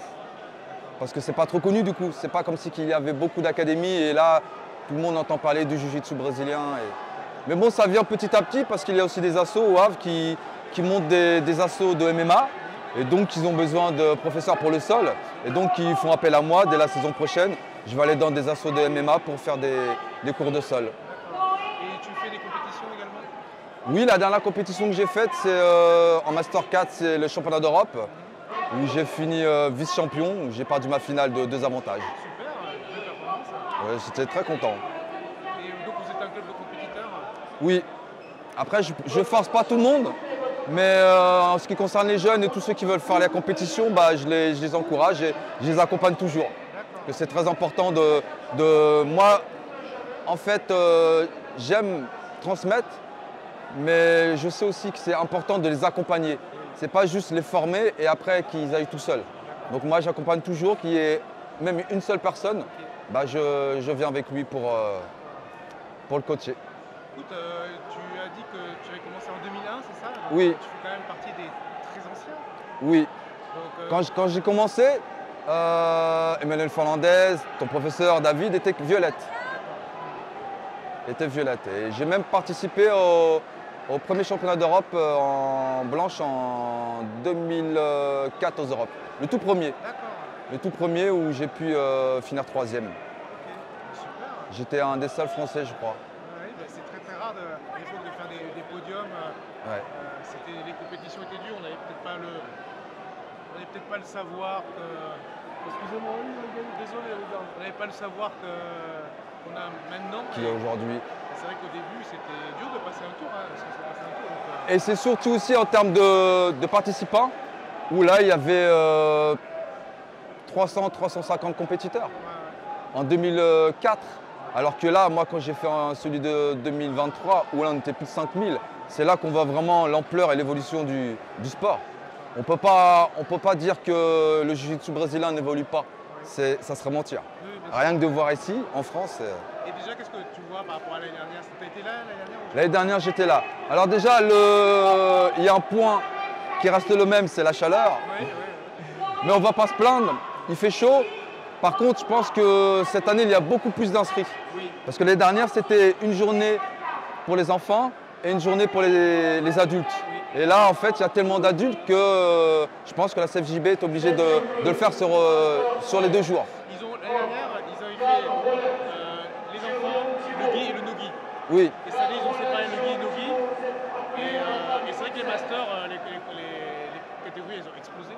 Donc peut-être qu'ils vont penser à splitter parce que voilà, ça ramène encore plus de monde.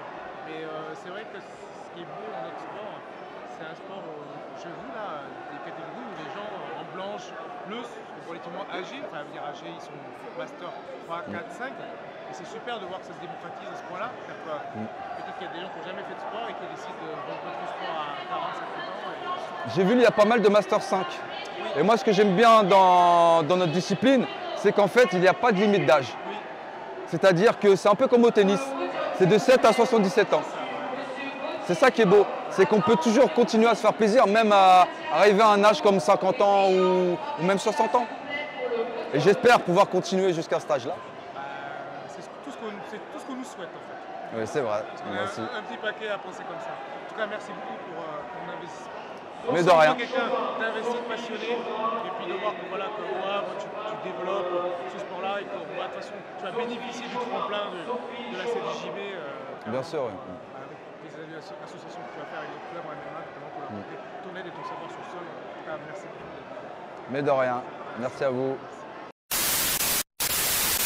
Écoute, là, c'est la plus grosse compétition qu'il y a eu en Europe,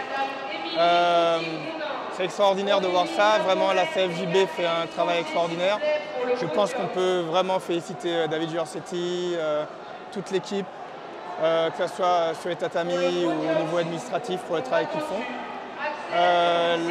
Les différentes compétitions permettent d'avoir un circuit vraiment construit, à tout le monde de se tester, de se présenter prêt pour les championnats de France.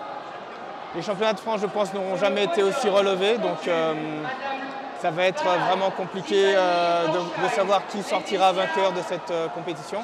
Mais en tout cas, ça ne peut que servir la discipline Jiu-Jitsu. Alors justement, qu'est-ce que tu relèves de particulier, typiquement sur cette saison-là et notamment sur la compétition d'aujourd'hui? Qu'est-ce que tu vois peut-être de différent ou qui est en train d'émerger Il y a de plus en plus de personnes qui reviennent à la compétition, qui n'ont jamais fait de compétition et qui viennent à la compétition. Et je pense qu'il y a un engouement qui se fait alors que c'est une situation de stress que la plupart des gens ne cherchent pas à vivre. Il y a une hype, pour parler simple, il y a une hype autour de la compétition, de la discipline, du fait de faire valoir ses couleurs et de se prouver quelque chose. Donc c'est plutôt bien.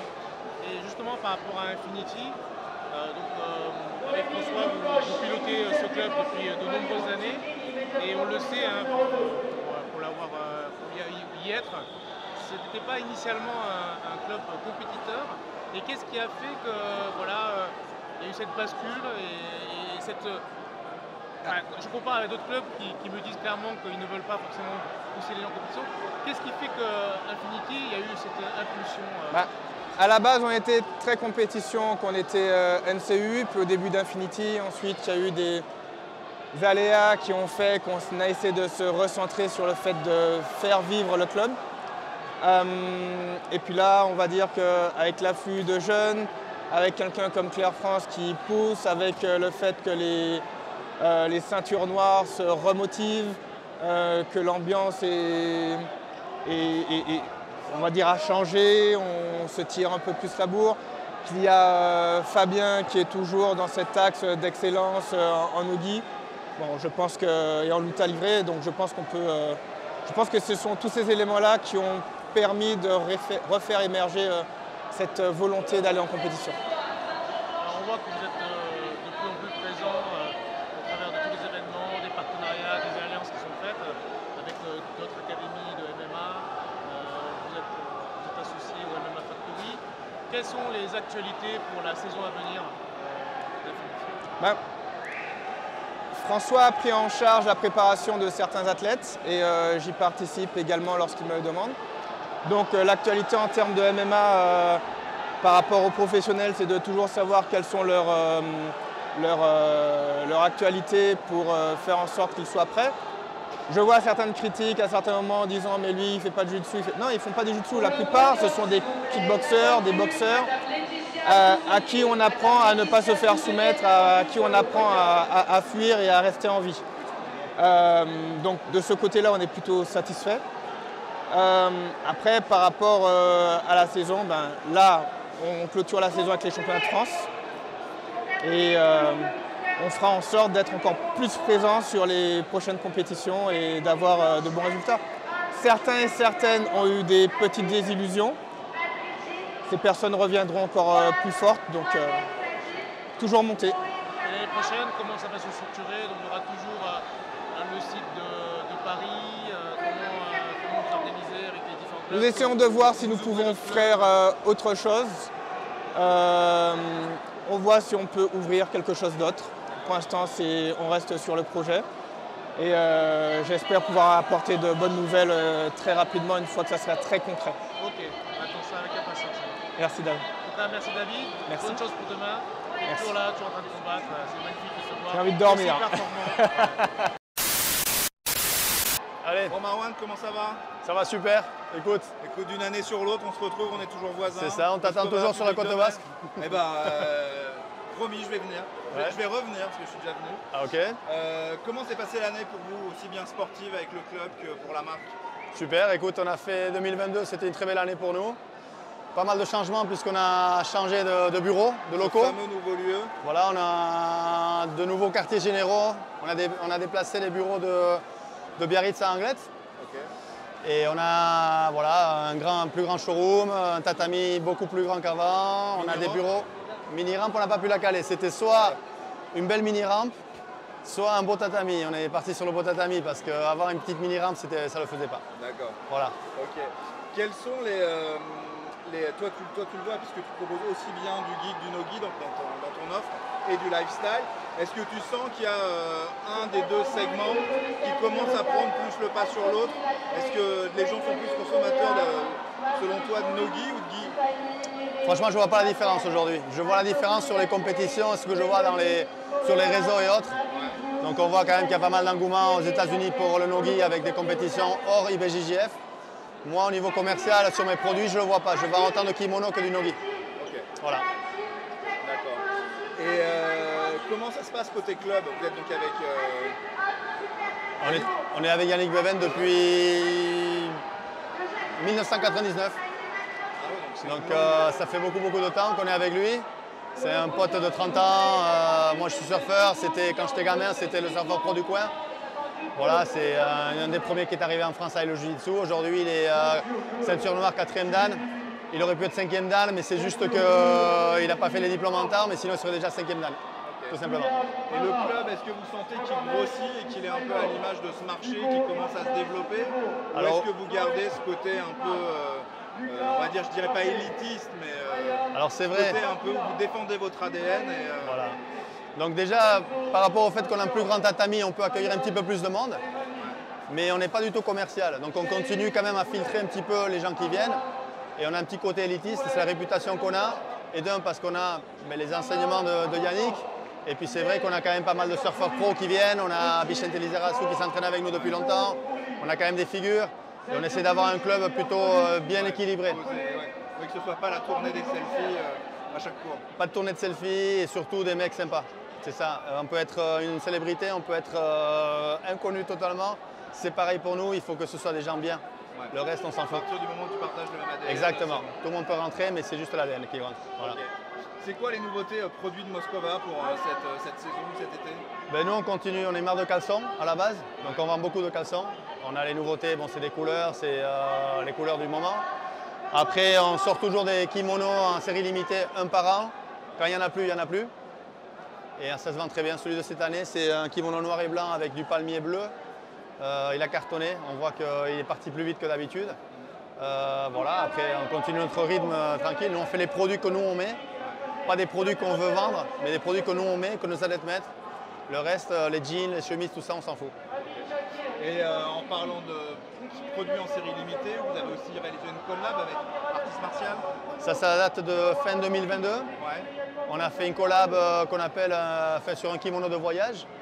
Donc nous, on a porté ce petit côté surf, lifestyle, on voyage beaucoup. On va dans des endroits tropicaux. Donc du coup, on a besoin d'un kimono léger pour être dans les bagages et que ça ne prenne pas trop de poids et en même temps qu'il ne soit pas trop lourd pour pouvoir s'entraîner dans des endroits chauds. Et ils ont porté toute leur identité et leur savoir-faire sur les kimonos. Ça fait une très belle collab. Les kimonos se sont vendus grosso modo en quelques jours. Parfait. Et dernière question, donc pour ceux qui veulent tenter de venir s'entraîner avec vous, ou en tout cas sinon venir acheter des caleçons ou un kimono, ils vous retrouvent donc maintenant à Anglette, à côté des plages. Pas trop loin du surf, bien sûr. Pas trop loin du surf.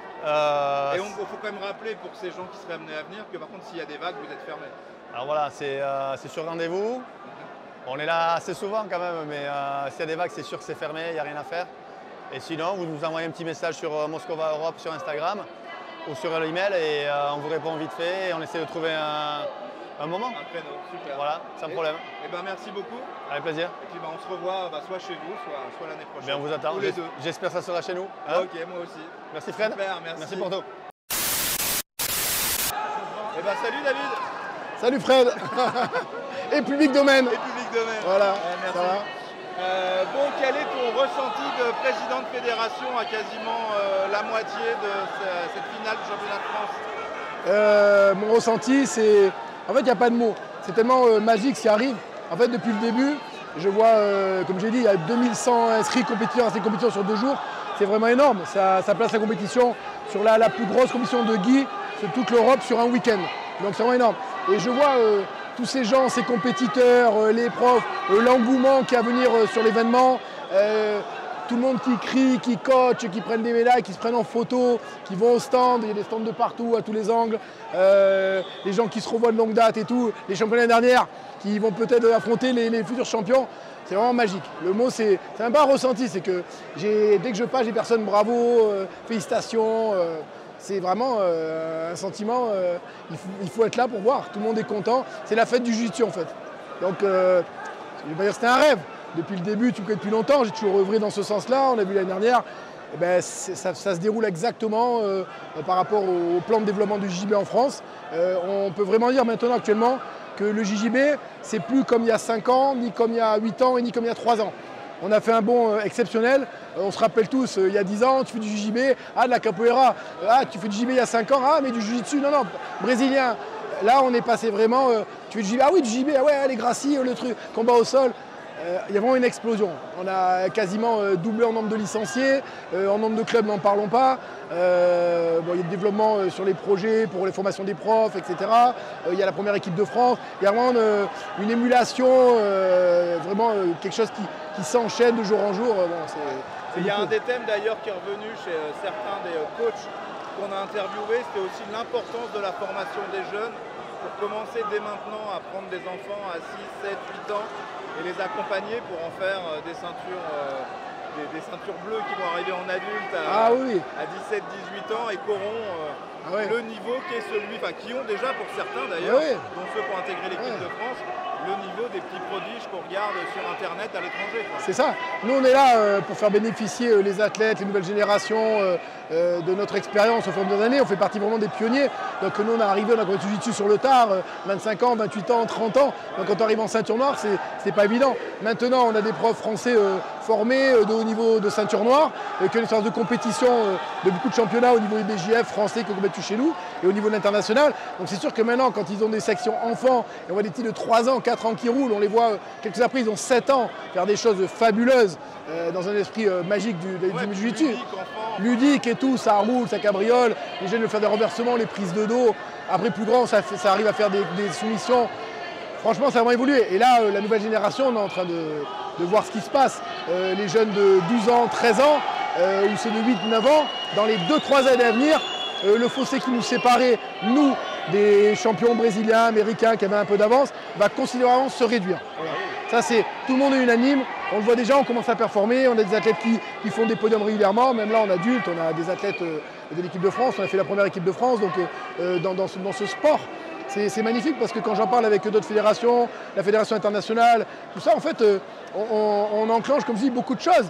C'est pas un sport qui est actuellement où il y a des fédérations, il n'y a pas de championnat par équipe, mais pour nous, c'était logique de faire une équipe de France et de commencer à aider à promouvoir, à sponsoriser les athlètes pour aller sur des événements et à faire comme dans tous les sports en France, avoir l'équipe de France qui fait briller la structure et tout. Alors, on a des endroits pour les entraîner, on a fait plusieurs regroupements d'équipes de France, des déplacements, on les accompagne au mieux. Donc tout se développe, ça donne envie aussi aux jeunes, aux plus petits, etc.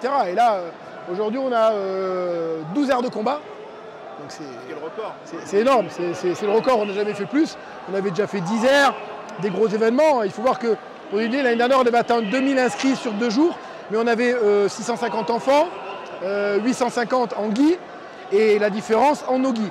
Donc c'était déjà un événement énorme, qui était un record en termes de capacité de combattants sur un week-end.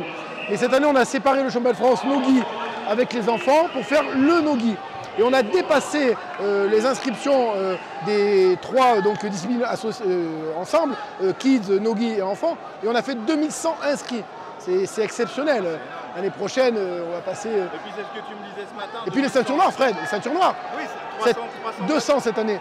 200. L'année dernière, c'était 70, l'année avant, c'était 30. Là, on est à 200. C'est-à-dire que l'année prochaine, ici, on aura 350 ceintures noires. Les filles, c'est pareil, il n'y avait pas de filles. Cette année, il y en a plus que l'année dernière. L'année prochaine, on aura peut-être 15-20 filles. En ceinture noire, je parle bien sûr. Des filles, il y en a vraiment beaucoup dans toutes les catégories. Mais en ceinture noire, la catégorie reine. Donc on arrive vraiment à avoir du haut niveau de jiu-jitsu. Moi je dis c'est vraiment la fête du jiu-jitsu. Et surtout, il y a eu beaucoup d'évolutions dans la formation, au niveau des clubs et aussi dans l'attitude des gens.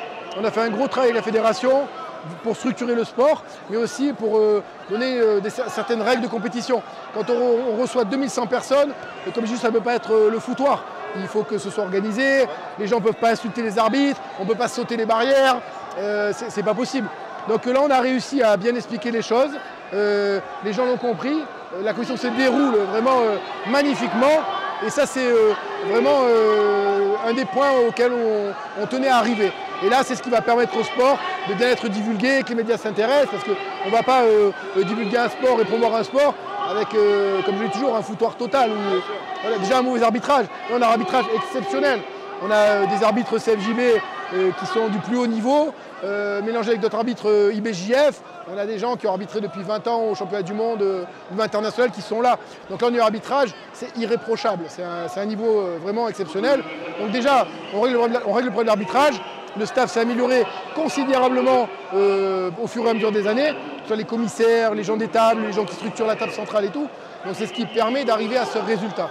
Et c'est vrai que 12 heures, passer un nombre, plus de 2000 combattants à ce rythme-là, dans la bonne ambiance, dans une fête comme ça, je suis ravi. C'est magnifique. Voilà. Et le David de 2023, il dirait quoi au David de 2005-2006 qui se lance dans l'aventure? C'est une bonne question, tu poses toujours des questions. Ben, franchement, je dis, tu as eu raison de croire au sport, de croire à la discipline, de te rapprocher de l'IBJF. J'ai vu de suite, comme j'avais dit, que c'était un système qui se développait à vitesse grand V, que ça allait attirer beaucoup de monde. La vision de Carlos Gracie Jr., le président, c'est vraiment accompli. Il y a des événements partout dans le monde, comme il disait, un week-end, il y a 4 événements sur 4 continents, c'est exceptionnel. Donc je suis vraiment content d'avoir fait partie de ce démarrage et d'avoir pu apporter ma pierre à l'édifice. Il y en a eu bien d'autres. Hein. J'ai eu l'aide de tous les Français, les pionniers, ceux qui sont venus après, parce que moi tout seul, je ne fais rien. Donc je le dis toujours, je remercie toujours les anciens comme toi, les clubs qui m'accompagnent, les gens qui comprennent le système fédéral, l'évolution, prendre les licences. Voilà, c'est vraiment la base. Moi, comme je dis toujours, je suis un peu le capitaine du navire, mais j'ai besoin vraiment de tout le monde. Et en fait, depuis le début, depuis toutes ces années, énormément de clubs, de professeurs ont suivi, on a expliqué les choses. C'est toi qui as réussi à les fédérer aussi. Enfin, ouais. Après, non, c'est vrai. Ça a marché dans les deux sens. Mais... Ça a marché dans les deux sens, mais il y avait un gros travail pour fédérer les gens. Et c'est vrai que bon, j'aime bien cette fonction-là. Et j'aime bien expliquer les choses et démontrer.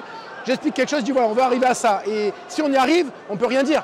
Donc d'année en année, on a démontré, on dit on va faire ça, on va faire ci, on va augmenter le truc, on va avoir des plus beaux gymnases, on va avoir des diplômes. Donc il y a plein de choses qui arrivent encore. De belles surprises pour la fin d'année et la nouvelle année. Et voilà, il faut être fédérateur, il faut être positif, il faut vraiment avoir l'idée de base de développer le sport. C'est la priorité. Moi, mon idée de base, c'est toujours été de compétiteur, combattre, la passion du jiu-jitsu. Maintenant, j'ai pris l'âge comme tout le monde, on ne peut plus faire comme avant. Donc maintenant, ça a vraiment été... j'ai découvert ce beau sport il y a pratiquement 30 ans maintenant, tu le sais, et je dis, il faut que j'apporte... j'ai un potentiel pour apporter et développer ce sport. Donc j'ai besoin de tout le monde, et c'est vrai que j'ai réussi à fédérer, et là, on est une grosse famille. Il y a des gens de tous les clubs, de toutes les régions qui bossent avec nous, et on arrive à ça. Et on va continuer encore bien plus haut à développer le sport. Voilà. Bon, et dernière question, même si tout est malgré tout parfait, tu aurais une baguette magique, ce serait quoi le truc que tu aimerais encore améliorer, upgrader, faire grandir? Voilà. Là, tu aurais une baguette magique, tu pourrais changer un truc. Au niveau de la fédération? La Fédé, alors. Ouais, de la Fédé, oui, parce que la compète, on va continuer comme ça. La Fédé, on va travailler beaucoup sur les diplômes professionnels. Et on va profiter le sport. Vous avez déjà introduit avec la Fédé de judo. Exactement, mais l'année prochaine, on va passer un cap. On attend la fin de l'année, on va passer un cap. Il faut vraiment profiter de sport, que les athlètes du JB puissent enseigner, être rémunérés en tant que professeurs. Et là, voilà, on est arrivé à faire un grand pas. Donc ça, c'est une chose vraiment importante. On va faire un gros développement aussi sur les enfants. Comme tu disais, on a développé les adultes, les masters. On est passé de adultes, master 1, 2, 3, 4, 5+. C'est plein. Peut-être qu'on va changer les championnats, faire un jour des championnats que pour les masters, que pour les ceintures blanches. Il y a tellement de monde. Et voilà, mais surtout développer les enfants en bas âge, les tout petits. Faire plus de compétitions format Kids League. On travailler, il faut vraiment dans les écoles, il y a vraiment plein de choses à faire. Voilà. On a aussi une commission pour le handicap, on va beaucoup s'occuper de ça aussi. Enfin, il y a plein de choses. Je ne pourrais pas te donner toute ma liste. Voilà, 2-3 axes, tu vois. C'est vraiment la formation, professionnalisme, développer les enfants, plus toutes les commissions qui travaillent pour développer le sport et arriver là où on est aujourd'hui. Voilà. Bon, écoute, super. Bravo déjà, et puis merci. Et puis, ouais, je suis content. Suite au prochain numéro. Je suis content de te voir, d'être là, de pouvoir te permettre de... tu vas donner la parole à plein de personnes, je sais, dans ton reportage. Ça va donner envie à d'autres vont être contents de se voir. C'est aussi, voilà, c'est les questions qu'on a posées aux différents intervenants, y compris les marques. C'est voilà, comment on accompagne, comment on fait grandir, comment eux aussi professionnalisent leur business. On en parlait avec la qualité du sourcing chez Atom, mais ça doit être la même chose chez Moscova. Bon, chez Adidas, c'est différent. Ils sont il y en a pour, plus grosses boîtes, il y en a pour tous les goûts, chacun ça. Mais c'est effectivement le sport grandit et tous les intervenants autour, tous les partenaires grandissent aussi. Donc non, c'est une belle aventure collective. Exactement, c'est ça. Moi, c'est vraiment... C'est le plus collectif des sports individuels. Ouais, ça c'est très bien dit. Moi, j'ai toujours eu cet esprit collectif, malgré qu'on est dans un sport individuel, comme tu dis. Au Brésil, j'étais toujours en équipe avec mes élèves, on partait à 10, à 15, à 20, à 30. On retrouvait des Français, c'est ce qui a permis de nouer des liens. Après, c'est vrai que j'ai un peu cette capacité d'être fédérateur, mais c'est vraiment le but de tous se retrouver, de construire ensemble. Et je dis à tout le monde, j'ai vraiment besoin de tout le monde, de ceux qui m'aident pour les différentes commissions, des professeurs, des athlètes de haut niveau aussi pour l'image, l'équipe de France. On a vraiment besoin de tout le monde. On ne peut pas en être là en étant seul, c'est parce qu'on est fédérateur qu'on en est là. Il faut que la mayonnaise prenne à 100%. Et donc je remercie moi vraiment, je le redis, tous les clubs, les professeurs, les gens des commissions, les responsables de zone, les personnes comme toi qui font la promotion, la divulgation du sport. C'est vraiment une grosse équipe et tout le monde est content de se voir, t'as vu? Oui, non, c'est clair, c'est la fête. Ouais. On arrive en fin d'année, c'est la fête et là voilà. À partir de l'année prochaine ou dans 2 ans, ton championnat de France il est sur 4 ou 5 jours. Voilà, c'est ça, avec toutes les tranches d'âge ou toutes les catégories qui s'enchaînent. Ah ouais, voilà, c'est exactement ça. Là on arrive bientôt à la fin de la première journée. On dit voilà, ça a glissé vraiment. Ah bah c'est passé crème, mais j'en parlais aussi avec des gens qui sont venus installer leur stand hier, qui disaient c'est impressionnant de voir le calme et l'efficacité de l'équipe qui se connaît et qui est rodée aussi à l'exercice pour installer de manière limite détendue quelque chose d'aussi gigantesque. Parce que je le dis, c'est bien, c'est une parenthèse, les gens ne se rendent pas compte. Pour faire un événement comme ça, tu le sais, c'est énormément de travail en amont, comme je dis chaque année, des mois, mais même 2-3 jours à l'avance. Moi, je suis déjà arrivé jeudi, à 7h du matin, j'étais sur place. J'avais une équipe de 10 personnes de 7h30 du matin jusqu'à 14h. De 14h jusqu'à 21h, une autre équipe, pour toute la préparation, que ce soit pour le décorum, que ce soit l'informatique, régler les réglages. J'avais le stage arbitrage avec notre responsable national de la Sainte-Guyenne qui a rebruffé tous les arbitres. Et en fait, on arrive le jour, nous, ce qu'on veut, voilà, c'est qu'on ait réglé tous les problèmes. Et même s'il y a quelque chose ou quoi, l'équipe doit tout résoudre. Et puis il y a la compétence et l'expertise. Voilà. Mais chacun, en fait, dans les équipes que j'ai sélectionnées, et au fur et à mesure des années par rapport à leurs compétences, ils sont tous très engagés. Tout le monde s'investit, tout le monde a compris la dynamique qu'on donne avec la CFJB. Et c'est vraiment plaisant parce que tout le monde est content de venir. On sait qu'on va travailler vraiment de folie. On va être éreinté, on va rentrer éreinté, mais tout le monde dit quand est-ce qu'on recommence. Donc c'est ça le plus beau, tu vois, c'est que tout le monde est passionné en fait. Mais voilà, c'est beaucoup de travail pour ce résultat. Donc là, ce sera le mot de la fin, quand est-ce qu'on recommence? Voilà. Déjà, suite demain, là on fait la première vague, et demain la grosse deuxième vague avec en plus tous les avancés, les absolutes noires, il y a des grands noms, donc ça va être bien. Donc voilà, quand est-ce qu'on recommence, c'est le mot de la fin. Merci Fred. Merci à toi. Allez, merci à tous et rendez-vous demain. Merci.